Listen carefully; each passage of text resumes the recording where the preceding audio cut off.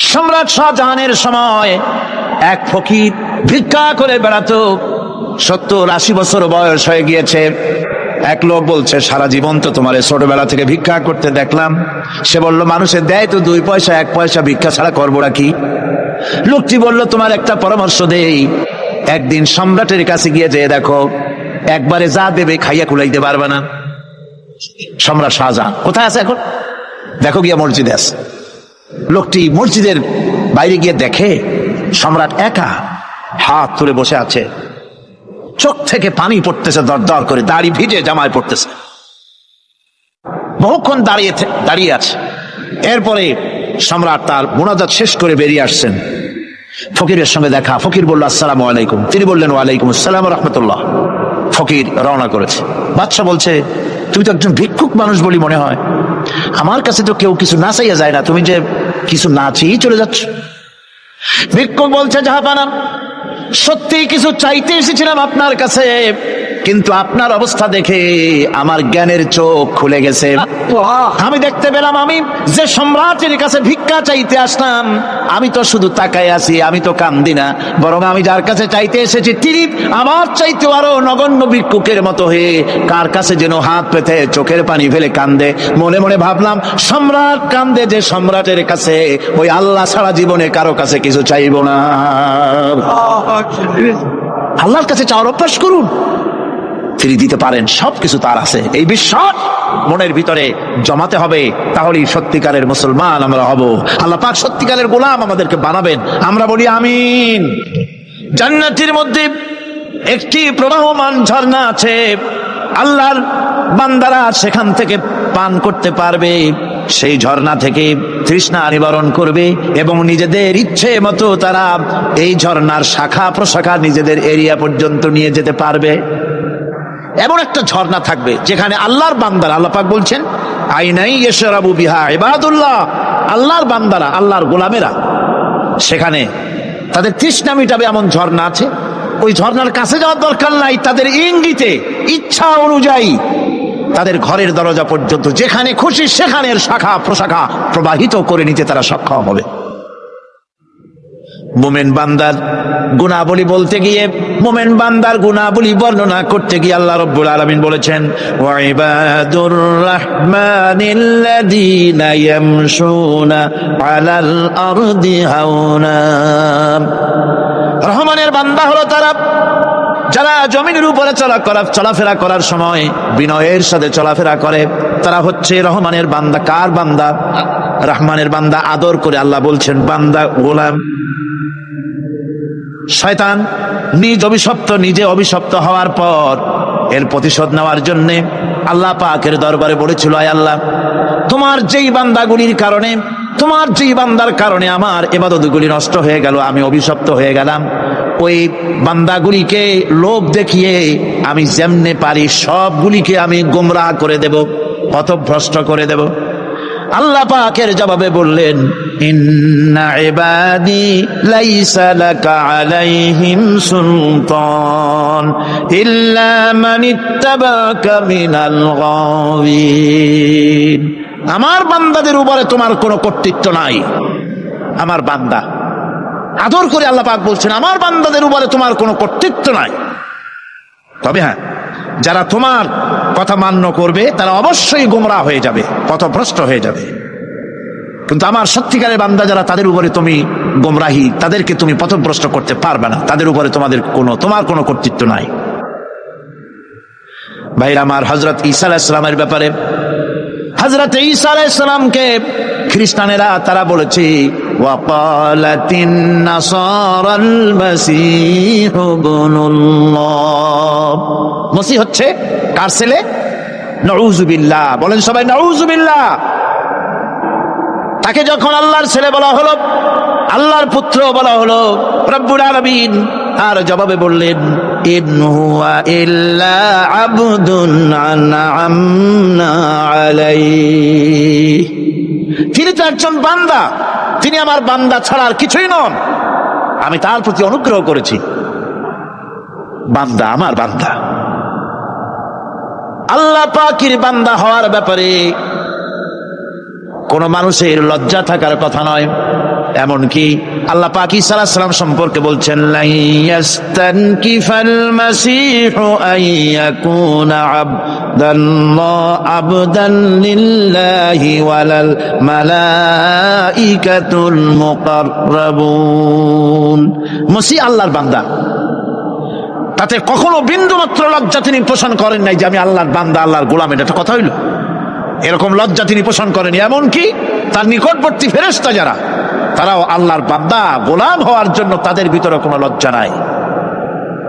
যারা নাকি আল্লাহর গোলাম, এই ব্যাপারে যাদের মধ্যে লজ্জার সৃষ্টি হয়, আল্লাহর গোলাম এটা কেমন কথা, বান্দা হওয়াটা কেমন কথা, যারা গোলামীকে অস্বীকার করে তাদের সম্পর্কে আল্লাহ পাক বলছেন, ওয়া মাইয়াস্তানকিফ আন ইবাদাতিহি ওয়া ইস্তাকবির ফাসায়াহশুরুহুম ইলাইহি জামিআ। কেউ যদি আল্লাহর বন্দেগী করার ব্যাপারে লজ্জা পোষণ করে, যদি লজ্জার কারণ মনে করে, অহংকার করে, গৌরব করে, তাহলে তারা পালাবে কোথায়, যাবে কোথায়? আমি কিয়ামতের দিন সবগুলিকে এক জায়গায় করে ফেলবো। সুতরাং আল্লাহ পাকের গোলামিতে আল্লাহ যে বান্দা বলে যখন ডাকেন, লজ্জার কোনো কারণ নাই। অহংকার যে করবে সে নিজেকে ধ্বংস করবে। আল্লাহ পাক সব নবীদেরকে নিজের বান্দা বলেছেন। নবীরা কি আল্লাহ পাকের বান্দা। হযরত ইউসুফ আলাইহিস সালাম সম্পর্কে আল্লাহ পাক বলছেন, কাযালিকা লিনাসরিফা আনহু আস-সুআ ওয়াল ফাহশা ইন্নাহু মিন ইবাদিনাল মুখলাসিন। এরূপই ঘটলো যাতে আমি ইউসুফ আলাইহিস সালামকে, আমার বান্দা, তাকে আমি নির্লজ্জতা ইত্যাদি থেকে আমি রক্ষা করেছি। নিশ্চয়ই হযরত ইউসুফ ছিল আল্লাহ পাকের বান্দা, আল্লাহ পাকের আব্দ। রাসূল করিম সাল্লাল্লাহু আলাইহি ওয়াসাল্লাম তিনি হচ্ছেন সর্বশ্রেষ্ঠ আল্লাহর পয়গম্বর। তার থেকে শ্রেষ্ঠ নবী আর কি কেউ আছে? জোরে বলেন, আছে? তার থেকে মাহবুব, তার থেকে শ্রেষ্ঠ আল্লাহর কাছে আর কেউ নাই। সেই নবীকে আল্লাহ রাব্বুল আলামিন কোরআনে কারীমের ভিতরে তাকে আব্দ বলেছেন। কি বলেছেন? অনেকগুলি আয়াত আছে যে আয়াতের ভিতরে আল্লাহ পাক তার নাম নেন নাই, নবী বলেন নাই, রাসূল বলেন নাই, শুধু বলেছেন আব্দ। যেমন ফাআওহা ইলা আবদিহি মা আওহা। অতঃপর তার বান্দার নিকট যা ওহী করার ছিল তা তিনি করলেন। সেই বান্দাকে মুহাম্মদ সাল্লাল্লাহু আলাইহি ওয়াসাল্লাম। অন্য আয়াতে আল্লাহ পাক বলছেন, ওয়া আন্নাহু লাম্মা কামা আবদুল্লাহি ইয়াদউহু কাদু ইয়াকুনুনা আলাইহি লিবাদা। আর এই আল্লাহর বান্দা যখন নামাজ পড়তে দাঁড়িয়ে গেল, আল্লাহকে ডাকার জন্য যখন দাঁড়ালো, তখন লোকেরা তার উপরে ঝাঁপিয়ে পড়লো। ঝাঁপিয়ে পড়ার জন্য প্রস্তুতি গ্রহণ করলো। এখানে আব বলা হয়েছে কাকে? মুহাম্মদ সাল্লাল্লাহু আলাইহি সাল্লামকে। এভাবে করে অন্য এক আয়াতে আল্লাহ পাক তার হাবিবকে আব বলছেন, বান্দা বলতেছেন, ইন কুনতুম ফি রাইবিম মিম্মা নাযালনা আলা আবদিনা। আমার বান্দার উপরে যে কিতাব নাজিল করেছি তাতে যদি তোমাদের কোনো সন্দেহ হয়, এই যে আমার বান্দার উপরে, ওই বান্দা কে বলেন সবাই? মুহাম্মদ রাসূলুল্লাহ সাল্লাল্লাহু আলাইহি ওয়াসাল্লাম। অন্য আয়াতে বলা হচ্ছে, তাবারাকাল্লাযী নাযালাল ফুরকানা আলা আবদিহি লিয়াকুনা লিল আলামিনা নাযীরা। অতীব বরকতপূর্ণ সেই মহান সত্তা যিনি তার বান্দার উপরে ফুরকান নাজিল করেছেন। কে সেই বান্দা? মুহাম্মদ সাল্লাল্লাহু আলাইহি ওয়াসাল্লাম। মেরাজের ঘটনা বলতে গিয়ে আল্লাহ রাব্বুল আলামিন বলতেছেন, সুবহানাল্লাযী আসরা বিআবদিহি লাইলাম মিনাল মাসজিদিল হারামি ইলাল মাসজিদিল আকসা। পবিত্র সেই মহান সত্তা যিনি তার বান্দাকে ইসরা করিয়েছেন। কে সেই বান্দা? মুহাম্মদ রাসূলুল্লাহ সাল্লাল্লাহু আলাইহি ওয়াসাল্লাম। সুতরাং আবদিয়াত, ইবাদত, গোলামি, এটা হচ্ছে মানুষের জীবনের সবচেয়ে বড় মর্যাদাকর খেতাব আল্লাহর পক্ষ থেকে, আল্লাহর বান্দা হওয়া। গোলামি পরিপূর্ণরূপে হবে কেবলমাত্র আল্লাহ পাকের। এই গোলামির জন্যই আল্লাহ পাক আমাদেরকে সৃষ্টি করেছেন, অন্য কোনো কাজে আমাদেরকে সৃষ্টি করেন নাই। সেই জন্য আমাদেরকে গোলামি করতে হবে, আনুগত্য করতে হবে কেবলমাত্র কার বলুন তো?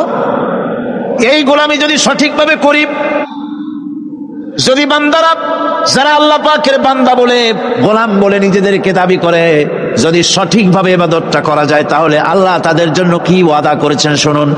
দুনিয়ায় তাদেরকে আল্লাহ পুরস্কার দেবেন, আখিরাতেও দেবেন। এটা বন্ধ করে, দুনিয়া এবং আখিরাতে আল্লাহ পুরস্কার দেবেন। সে পুরস্কারটা কি? দুনিয়ার পুরস্কারটা আগে শোনেন। আল্লাহ পাক বলেন যারা আমার ইবাদত করবে তাদের ব্যাপারে আমার ওয়াদা শোনো।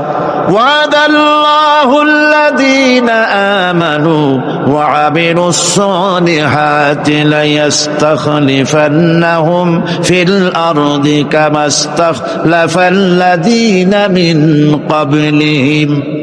তোমাদের মধ্যে যারা ঈমান এনেছে এবং সৎ কাজ করেছে, আল্লাহ রাব্বুল আলামিন তাদের ব্যাপারে আল্লাহর ওয়াদা হচ্ছে, আল্লাহর প্রতিজ্ঞা হচ্ছে, আল্লাহ ওয়াদা করতেছেন তাদেরকে জমিনের উপরে প্রতিষ্ঠিত করবেন। যেমন করে তোমাদের পূর্বপুরুষদেরকে প্রতিষ্ঠিত করা হয়েছিল ওইভাবে তোমাদেরকে প্রতিষ্ঠিত করা হবে। সুবহানাল্লাহ। প্রতিষ্ঠিত করা হবে মানে রাষ্ট্র ক্ষমতা দেওয়া হবে। কি দেওয়া হবে? যদি গোলাম হও, যদি কি হও? গোলাম।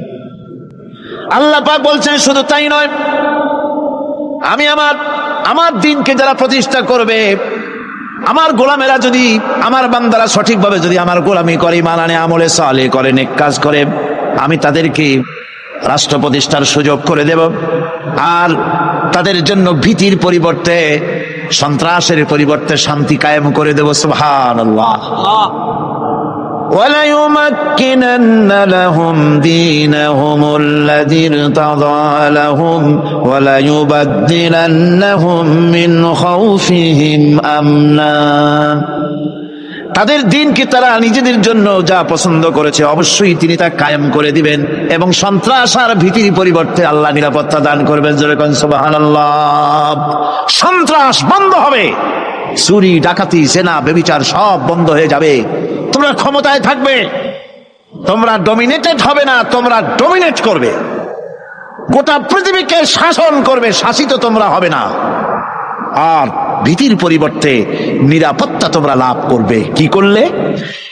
ইয়াবুদুনানি লা ইউশরিকুনা বি শাইআ।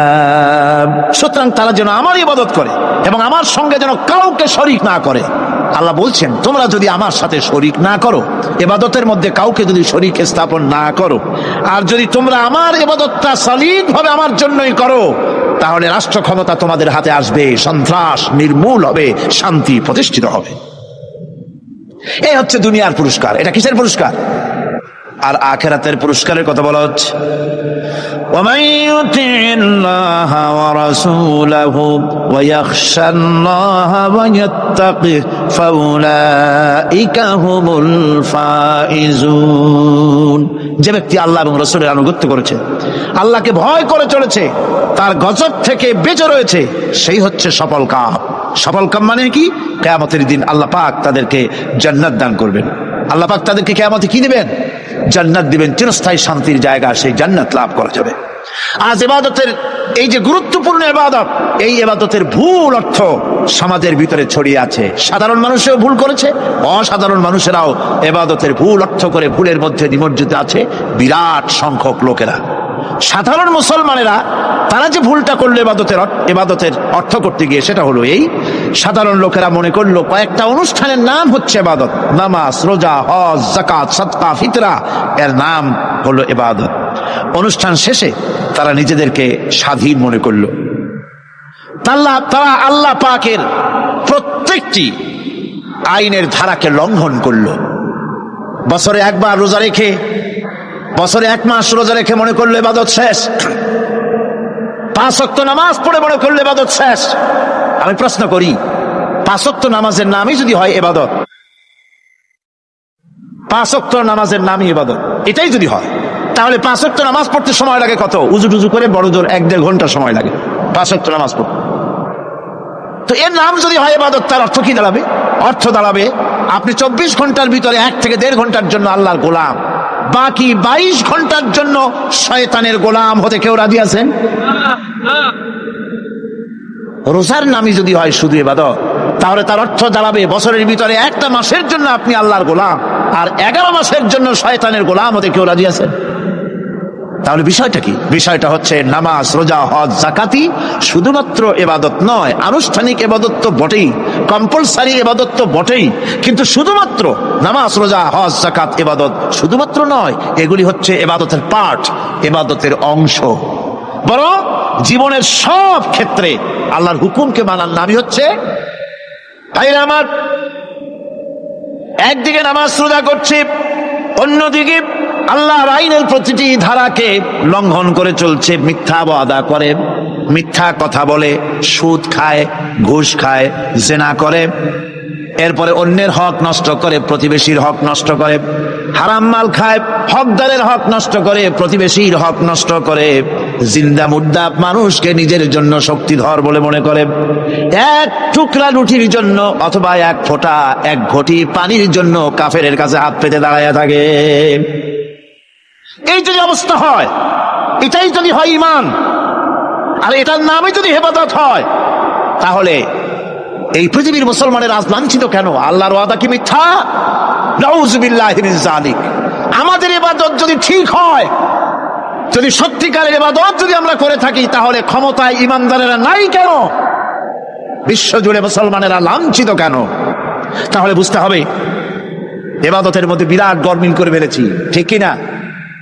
লক্ষ্য করুন, সেই লোকটা হজ করতেছে, উমরা করতেছে, নামাজ পড়তেছে, মসজিদ মাদ্রাসায় চাঁদা দিতেছে, ওই লোকটি আবার ব্যাংকের থেকে সুদের টাকা নিয়ে ব্যবসা চালাইতেছে। ব্যবসা ঠিক রাখার জন্য, ইনকাম ট্যাক্স ফাঁকি দেওয়ার জন্য ব্যবসায়ীরা 2 ধরনের 3 ধরনের খাতা মেনটেন করছে। কথা ঠিক কিনা? মিথ্যা কথা বলছে, ঘুষ দিতেছে, বেশি করে বিদ্যুতের বিল যাতে না আসে সেজন্য যারা বিদ্যুৎ লাইনে আছে তাদেরকে পয়সা দিয়ে ম্যানেজ করতেছে, ঠিক কিনা? আমি পার্লামেন্টে বলেছি বিদ্যুৎ বাইরের থেকে আনতে হবে না, ঘুরে ঘুরে আবার বিদ্যুতের কথা আসে। বিদ্যুৎ আনা লাগবে না, কারণ আমার দেশের চাহিদা হচ্ছে 2500 মেগাওয়াট, সেখানে 1800 মেগাওয়াট আমাদের আছে। আরেকদিকে 4টা বিদ্যুৎ প্রকল্প বন্ধ হয়ে আছে। ওই 4টি বন্ধ হওয়া প্রকল্প যদি চালু করা যায়, তাহলে 2900 মেগাওয়াট বিদ্যুৎ উৎপাদিত হতে পারে বলে বিশেষজ্ঞরা বলেছেন। তাহলে আমাদের উদ্বৃত্ত 400 মেগাওয়াট থেকে যাবে। এইটাকে বাইরের থেকে আনার কোনো দরকার নাই। বিদ্যুতের অপচয় বন্ধ করুন, বিদ্যুতের চুরি বন্ধ করেন। মিল কল কারখানা যাদের আছে, লক্ষ লক্ষ টাকা বিদ্যুৎ বিল হয়, কিন্তু লাইনম্যানদের সঙ্গে ম্যানেজ করে গভর্নমেন্টকে ফাঁকি দেওয়া হচ্ছে, ঠিক কিনা? তোমার নামাজের দাম কি? তোমার হজের 4 পয়সা দাম নাই। তুমি রাষ্ট্রকে ফাঁকি দিয়েছ, তুমি জনগণকে ফাঁকি দিয়েছ, তুমি দেশের শত্রু। টেলিফোনে বিল হাজার হাজার টাকা, লাখ টাকার বেশি বিল হয়, লাইনম্যানের সঙ্গে ম্যানেজ করে 500, 700, 2000 টাকা দিয়ে সারিয়ে দেয়, ঠিক কিনা? এরা জাতির শত্রু, দেশের শত্রু। এদেরকে ফায়ারিং স্কোয়াড নিয়ে ক্রাশ ফায়ার করে উড়ায় দেওয়া উচিত। এরা দেশের দুশ্মন। আজ সিস্টেম লসের নাম দিয়া বিদ্যুৎ চুরির আরেক ব্যবস্থা করা হয়েছে। সিস্টেম লস করে ওনারা নিজেরা, আর এর ভোগান্তি জনগণকে করতে হয়। কসাইয়ের মতো ছুরি দিয়া জবাও করে জনগণের কাছ থেকে সিস্টেম লসের চার্জ আদায় করা হয়। আমি পার্লামেন্টে বলেছি, মাননীয় স্পিকার, সিস্টেম লস এই নামটা উঠায় দেন, এই প্রথা বন্ধ করে দিন। বিদ্যুৎ ধার করা লাগবে না, আল্লাহ আমাদের দেশে যথেষ্ট দিছে, কোনো জিনিসের অভাব নাই। এখানে গ্যাস আছে, তেল আছে, বিদ্যুৎ আছে, পাট আছে, চা আছে, নাই কি? অন্তত 8.5 কোটি টাকার কাগজ গুদামের মধ্যে বন্দী হয়ে আছে। ভারতকে ক্ষতি করার জন্য সে দেশ থেকে কাগজ এনে খবরের কাগজ ছাপানো হচ্ছে, আর 8.5 কোটি টাকার কাগজ নষ্ট হয়ে যাচ্ছে আমার দেশের কাগজ। সুতরাং বলতেছিলাম একথাই বলতেছিলাম যে ঈমান, আল্লাহর গোলাম হতে হলে ভুল করে বসেছি ইবাদতের অর্থ করতে। শুধু নামাজ, রোজা, হজ, যাকাত, মাজারে কিছু চাঁদা দেওয়া, আগরবাতি, মোমবাতি, চাদর একটা দিয়া, পীর সাহেবরে 10,000 টাকা চাঁদা দিয়া, মুছে তেল মাখিয়া দাঁত বের করে হাসে। বেহেশতে তো গেছি, আর দেরি কত? বেহেশতে তুমি যাবা, এত সহজ?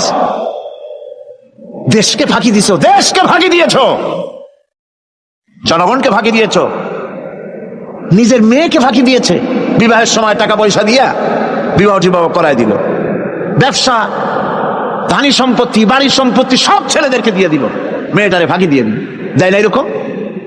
ফুপুকে ফাঁকি দিল, বোনকে ফাঁকি দিল, এরপরে মোনাজাত করে সবে বরাতে, আল্লাহ আমারে বেহেশত দিও। ফেরেশতারা কয়, মর তুই আগে, বেহেশত তোরে কেমনে দেয় ভালো করে দেখাই দেবো। বেটা তুই যাবি বেহেশতে? এত সোজা? ওটা মামু বাড়ির বারান্দা নাকি? এত সহজ নয়। সুতরাং সাধারণ মানুষ মারাত্মক ভুল করেছে এখানে। নামাজ, রোজা, হজ, যাকাত ইবাদত, আর কিছু কি ইবাদত মনে করে নাই? আপনার চাকরি আপনার ইবাদত, চাকরিতে ফাঁকি দেওয়া যাবে না। আপনি সুস্থ মানুষ, মেডিকেল লিভ নিয়ে ওয়াজ মাহফিল অথবা কোনো ইজতিমায় যাওয়া যাবে না, কোনো চেল্লা দিতে যাওয়া যাবে না। মেডিকেল লিভ নিয়ে আপনি সুস্থ মানুষ, কেন আপনি মেডিকেল লিভ নিচ্ছেন? আপনি ফাঁকি দিতে পারবেন না। সরকারি চাকরি করেন, মিল কল কারখানায় চাকরি করেন, ফরজ নামাজ পড়েছেন ভালো কথা, সুন্নাত পড়েছেন ভালো কথা, নফল পড়বেন না।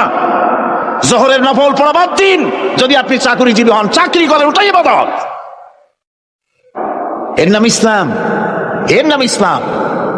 গভর্নমেন্ট যে বেতন দেয় সেই বেতনের উপরে সন্তুষ্ট থাকুন, ঘুষ খাইয়েন না। যদি বেশি বেতন লাগে গভর্নমেন্টের কাছে দাবি জানান যে আমাদের বেতন বাড়ায় দাও। ঘুষ খাবেন কেন? হারাম। জোরে কোন এটা কি?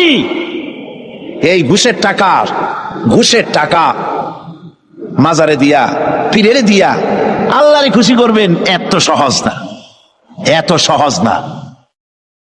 মা খালাকতুল জিন্না ওয়াল ইনসা ইল্লা লিয়াবুদুন। মানুষ আর জিন জাতিকে আমি সৃষ্টি করেছি আমার গোলামির জন্য। কার গোলামি?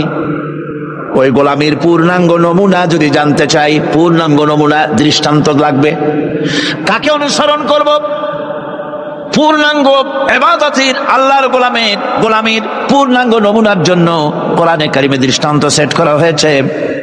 হযরত ইব্রাহিম আলাইহিস সালামের আল্লাহ পাক বলেন, ইয ক্বালা লাহু রাব্বুহু আসলিম ক্বালা আসলামতু লিরাব্বিল আলামিন। তার অবস্থা এই ছিল। কার? ইব্রাহিম আলাইহিস সালাম। তার অবস্থা এই ছিল যে তার রব যখন তাকে বললেন আনুগত্যের মস্তককে অবনত করে দাও, তিনি বললেন আমি আমার বিশ্বপালকের সামনে মাথাটা নত করে দিলাম। সুবহানাল্লাহ। কোন শর্ত ছাড়াই মাথা নিচু করে দিলাম।